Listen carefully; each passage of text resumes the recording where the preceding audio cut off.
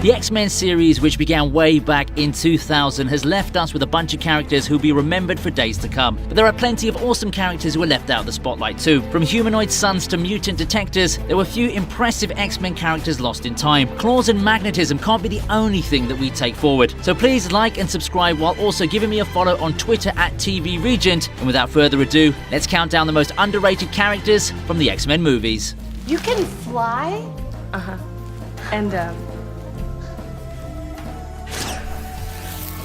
Kickstarting our list to a flying start is Angel Salvadore, aka Tempest. She only made her appearance in X-Men First Class with just a small mention in Days of Future Past. She was among the very first group of X-Men and was one of the group handpicked by Eric and Professor Xavier. She hardly needed a pep talk to show off her powers too. She may have been living in hiding all her life, but this girl wasn't ashamed of being a mutant. Manifesting wings may not be all that rare for mutants, but Angel had a unique combination of powers. That's probably why she landed on Trask's testing table. Unlike the other Angel, Warren Worthington, she could fuse her wings into her skin and blend in with humans. She could also launch acid spitballs. Loyalty wasn't Angel's strongest suit though. She joins the side which guarantees her survival and isn't too guilty about that habit either. Unlike the other X-Men, she believes that mutants should rule over humans, so no wonder she found a home with Shaw's and Eric's teams. How would you like a job where you get to keep your clothes on? Are you Remy LeBeau? Do I owe you money? No.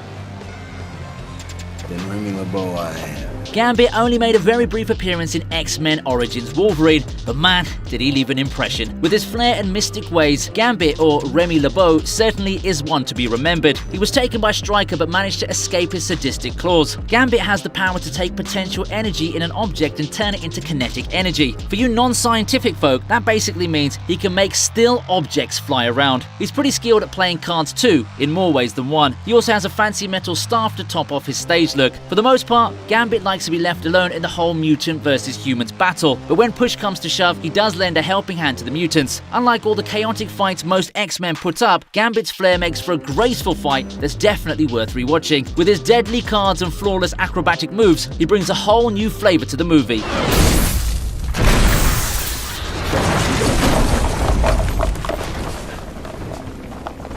You miss me?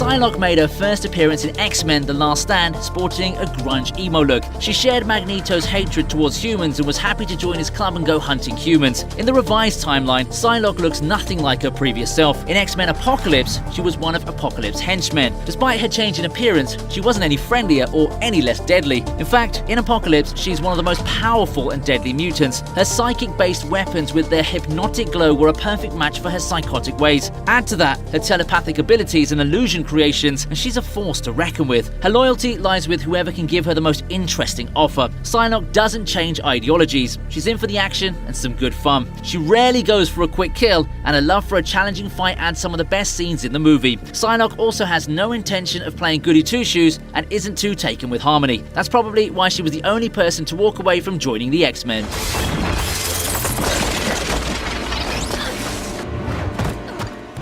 This one robbed 7 banks.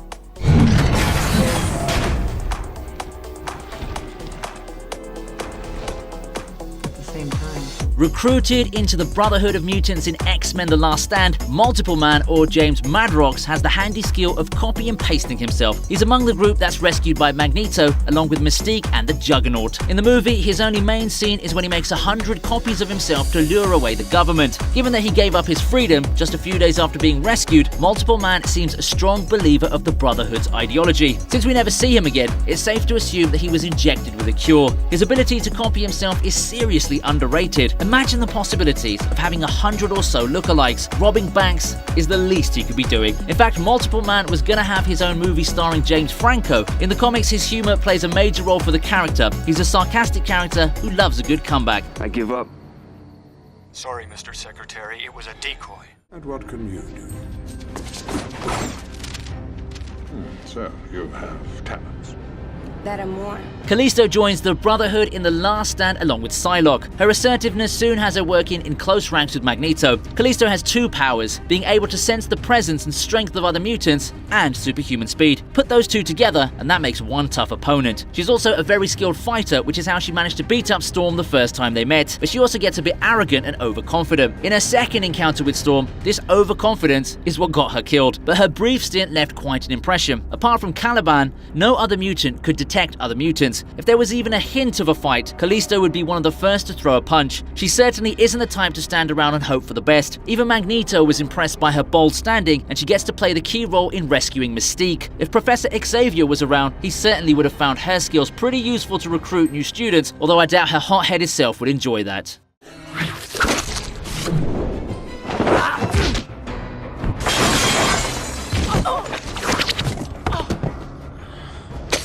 Making his appearance in the very first X-Men movie, Toad was a member of Magneto's Brotherhood. His enhanced leaping skills, speed and agility, combined with a 13-foot-long tongue, gave Mortimer Toynbee the alias Toad. He was one of Magneto's trusted members who worked on the conversion machine. Toad's impressive combat skills were laid bare when he managed to take on Storm, Cyclops and Jean all at the same time. He managed to overpower Scott and put up a decent fight against the rest. Even if he's killed off at the end, hats off for holding on so well against three top-quality mutants, literally. In the revised timeline, Toad's seen towards the end of Days of Future Past, nodding in agreement at Magneto's speech. Despite the shift in timeline, his personality was unchanged and he still believed humans were inferior to mutants. Toad also had a lively sense of humor, which usually got on gruffy saber-toothed nerves. He didn't mind taking a few risks just to keep up the fun in a fight. His sprightly ways and excellent combat skills definitely deserve more attention.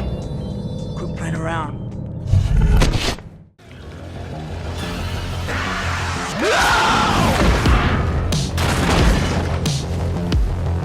Out of every character on our list, Sunspot, or Roberto da Costa, had the least amount of screen time. In Days of Future Past, Sunspot was a member of the Free Mutants who fought the Sentinels before Wolverine reset the timeline. Sunspot has the ability to absorb solar energy and turn it into a mini human sun. In addition to the solar blasts and fiery attacks, his cells are also powered to give him superhuman strength. Sunspot gives a whole new meaning to too hot to handle, with his ability to project heat waves. In the initial timeline, Sunspot is a dedicated member of the Free Mutants, ready to sacrifice himself in order to save the mutants. He was killed off by a Sentinel. Nothing more came to pass in the X-Men series. However, he made an appearance in New Mutants, which went a little deeper into his character and gave him a little more time to flex his abilities. For a mutant who was invited to join the Avengers, Sunspot could surely do with a little more recognition for his part with the X-Men.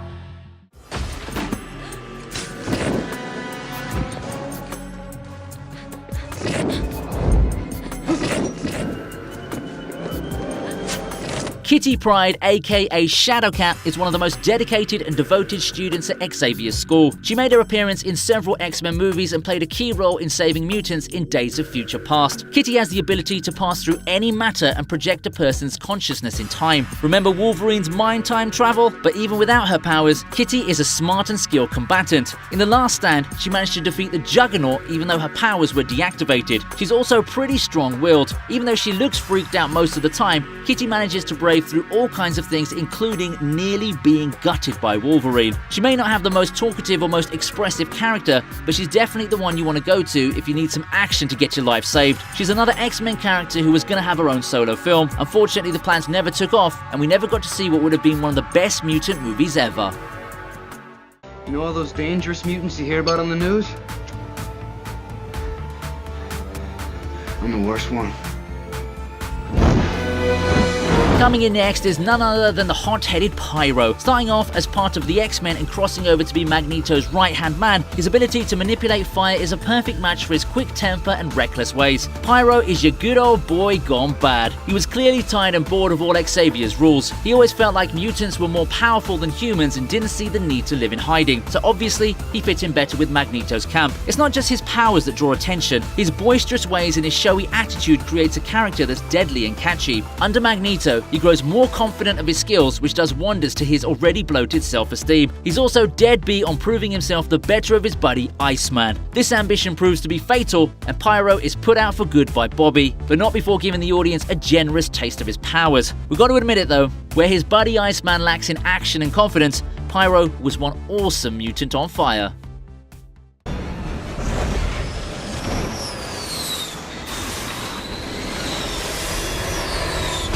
Topping off our list today is Pyro's beloved friend Bobby, aka Iceman. One of the coolest and cutest characters in the X-Men universe, Iceman knows how to freeze his way into our hearts. Bobby makes major appearances in the first X-Men movie, The Last Stand, and in Days of Future Past. From the start, Bobby's obviously the boy next door, trying to charm the freaked out new girl Rogue. Then comes The Last Stand, where his best friend ended up turning into his arch enemy. Despite all sorts of taunting, Bobby never loses his cool and doesn't attack unless he absolutely has to. He's quiet and collected, and although he's a pretty strong mutant, he never sees the need to show off or get attention. Finally, in Days of Future Past, Bobby is full-on hero mode as he puts his life on the line to keep his loved ones safe. In the Rogue cut, he plunges headfirst into holding off the Sentinels, even though he's positive that it's going to get him killed. Iceman is definitely one of those unsung heroes.